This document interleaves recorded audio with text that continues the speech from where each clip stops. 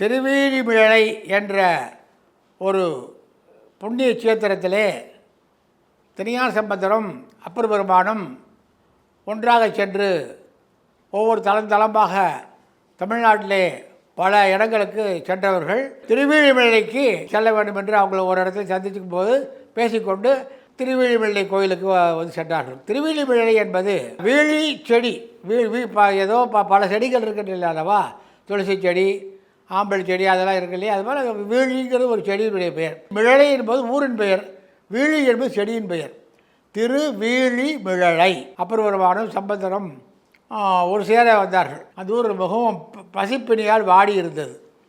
அந்த ஊரில் பஞ்சம் வந்து விட்டது.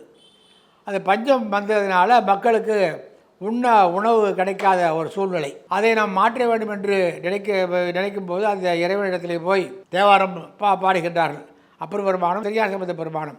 அப்படி இருக்கிற காலத்தில் சார் நாம் அதற்கு வேண்டிய ஏற்பாடுகளை செய்வோம் என்று இறைவன் அசரீரா சொல்லுகிறார். தன்னுடைய மடங்கள் அவங்கவுங்க தனித்தனியாக போய் தூயில ஆரம்பிச்சிடுறாங்க. மறுநாள் காலையில் அப்பர் பெருமானுடைய மடத்தில் இருந்து இந்த சாதங்களும் எல்லா விதமான பரிமாறப்பட்டு மக்களுக்கு வழங்கப்படுகின்றது. வழங்குவதற்கு தேவையான காசை இறைவன் கொடுக்கின்றான். எப்படி கொடுக்கின்றான் என்றால் அந்த இறைவனுடைய சன்னிதானத்துடைய படியிலே பூதம் வந்து வைத்துவிட்டு சென்று விடுகின்றது கைலாசத்துக்கு. அந்த காசை திருஞான சம்பந்த பெருமானும் எடுக்கின்றார், அப்பர் பெருமானும் எடுக்கின்றார்கள். இந்த அப்பர் பெருமான் எடுத்து கொண்டு போய் அந்த காசை கொடுத்து உணவுப் பொருளெல்லாம் வாங்கி அதை சமைத்து அதற்கு வேண்டிய ஆளுகள் எல்லாம் நியமித்து அங்கே வருகின்ற மக்களுக்கெல்லாம் பஞ்சத்தை போக்குவதற்காக இந்த வேலை நடக்கின்றது. அதே போல் திருஞான சம்பந்தம் வந்து போய் இந்த மாதிரி நம்மளும் செய்யணும்னு சொல்லி போய் கேட்குற போது அந்த காசானது வாசிப்பட்டு விடுகின்றது. வாசிப்பட்டு விடுவது என்றால் செல்லா காசாக போய்விடுகின்றது. அதாவது அப்பர் பெருமானுக்கு கொடுத்த காசு செல்லும் காசாக இருந்தது. திருஞான சம்பந்த பெருமானுடைய காசானது செல்லுபடியாகவில்லை.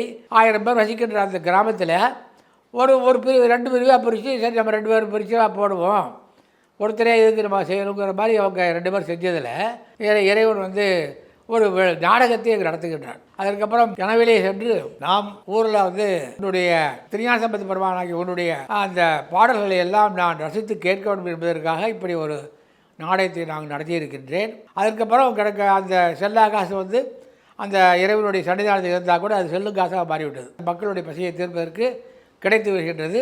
கிராம மக்கள் வந்து சந்தோஷப்பட்டு இறைவனை துதிக்கின்றார்கள். அந்த நிகழ்வு நடந்த இடம் திருவீழிமிழலை என்ற கோயில். பெயர் காரணமே இதுதான், திருவீழிமிழலை.